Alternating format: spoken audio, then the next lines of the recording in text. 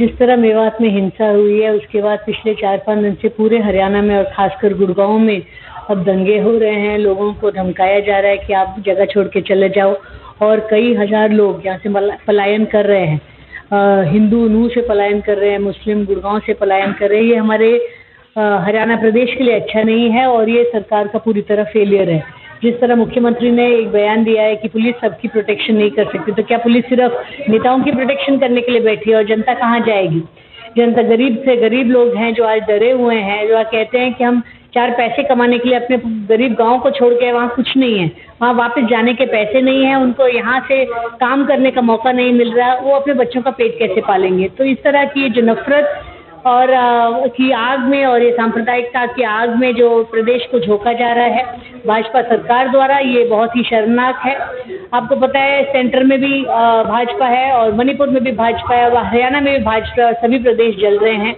जनता के लिए अच्छा नहीं है और मिलेनियम सिटी गुड़गांव में सभी लोगों से अपील करती हूँ कि आप शांति बनाए रखें, बिना बात के भड़काऊ जो वीडियोज़ आ रहे हैं, जो स्टेटमेंट्स आती हैं उस पर रिएक्शन ना दें, बिना बात के एक दूसरे को मारे काटे नहीं। कोई मजहब नहीं सिखाता कि हम एक दूसरे को लड़ाई करें, मारें, एक दूसरे के घर जलाएं। हम सबको पीसफुली रहना है, अपने बच्चों को पालना है, अपने कारोबार देखना है और पूरे शहर में जब पीस रहेगा तभी ये सब हो पाएगा। सभी से निवेदन है शांति बनाए रखें और हिंसा में किसी का भी हिस्सा न बने।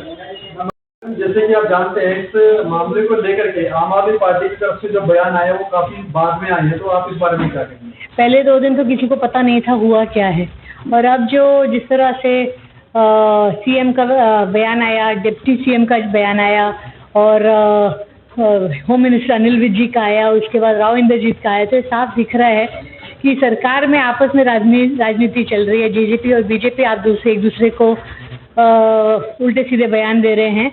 और जब राव इंद्रजीत ने खुद कहा है कि कौन सी यात्रा में नंगी तलवारें रह के कोई यात्रा निकाली जाती है, तो ऐसे लग रहा है। और जिस तरह सीएम ने बयान दिया है कि पुलिस जो है सबकी प्रोटेक्शन नहीं कर सकती, तो क्या पुलिस सिर्फ वीआईपी की प्रोटेक्शन के लिए है? तो बाकी इसको तो एक पर्सनल सिक्योरिटी फोर्स बना दिया इन्होंने। अगर वहाँ पर नूह में पहली बात तो अगर उनको पता था, इंटेलिजेंस से इन्फॉर्मेशन थी कि यहाँ दंगा होने वाला, तो वहाँ पे परमिशन दी क्यों? दूसरी, अगर परमिशन दी तो पुलिस इतनी ज़्यादा तैनात होनी चाहिए थी कि कोई प्रॉब्लम ना होती। अब प्रॉब्लम होने के बाद जो दोनों तरफ के दंगाइयों को गिरफ्तार करना चाहिए। और उसके बाद जो जिस तरह हिंसा अब गुड़गांव में फैल रही है, जिस तरह गुड़गांव के लोगों को भगाया जा रहा है कि आप यहाँ से चले जाओ, ये बहुत ही ज़्यादा शर्मनाक है और मुझे लगता है सरकार का पूरी तरह फेलियर है। जैसे कि आपने बताया कि इसमें इंटेलिजेंस की तरफ से उनके पास रिपोर्ट होगी कि इस तरह से हो सकता है, लेकिन ऐसा भी हो सकता है कि इंटेलिजेंस को ही पता ना हो इस चीज के बारे में, या क्या ये भी एक संभावना व्यक्त की जा सकती है? ये तो कई बार आ चुका है कि वहाँ से पहले ही पता था कि ये होने वाला है और पुलिस प्रशासन ने वहाँ पे पूरी कार्रवाई नहीं की और चीफ मिनिस्टर ने मुझे लगता है कि जानबूझ के ये इनको सांप्रदायिकता फैलाने में, दंगे करने में, डर का माहौल करने में राजनीतिक फायदा दिखा होगा, तभी ऐसा किया है। वरना ऐसा हो नहीं सकता कि जिस प्रदेश की सरकार चाहे, पुलिस चाहे, तो कुछ घंटों के अंदर नियंत्रण ना लाया जाए। जानबूझ के आग को भड़काया जा रहा है। हम यात्रा के दिन ही एसपी छुट्टी पर थे, तो इस पर क्या कहना चाहेंगे? वो तो पुलिस जाने और सीएम साहब जाने, वो मेरे बारे में अभी उन्होंने नूह के जो एसपी वरुण सिंगला थे उनको चेंज कर दिया, भिवानी के एसपी को यहाँ पर ट्रांसफर किया गया है, तो इस बारे में आप क्या देखते हैं? जब नूह के एसपी छुट्टी पे थे 2 दिन से, जब वहाँ थे ही नहीं, तो उनको कैसे इसके बारे में जिम्मेदार ठहरा दिया जाता है? और अगर उनकी कोई गलती है तो उनको टर्मिनेट करना चाहिए। सस्पेंशन के या ट्रांसफर का कोई मतलब नहीं है।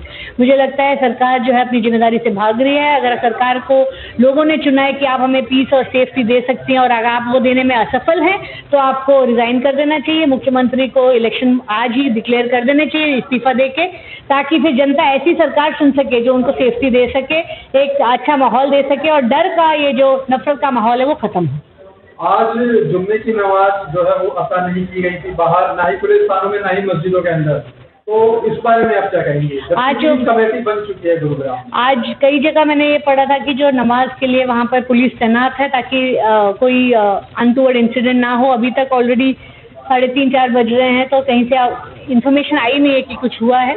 मैं गुड़गांव के लोगों से अपील करूंगी, हिंदुओं से भी, मुसलमानों से भी और सभी वर्ग के लोगों से, कि नफरत जो है हमारी पूरे शहर को बर्बाद कर देगा। हमारे सारे बिजनेसेस, खतरे में है, हमारे घर खतरे में, हमारे बच्चे खतरे में हैं। हमें पीस रखना है और कोई मजहब नहीं सिखाता कि आप एक दूसरे को मारो काटो, एक दूसरे के घर जलाओ।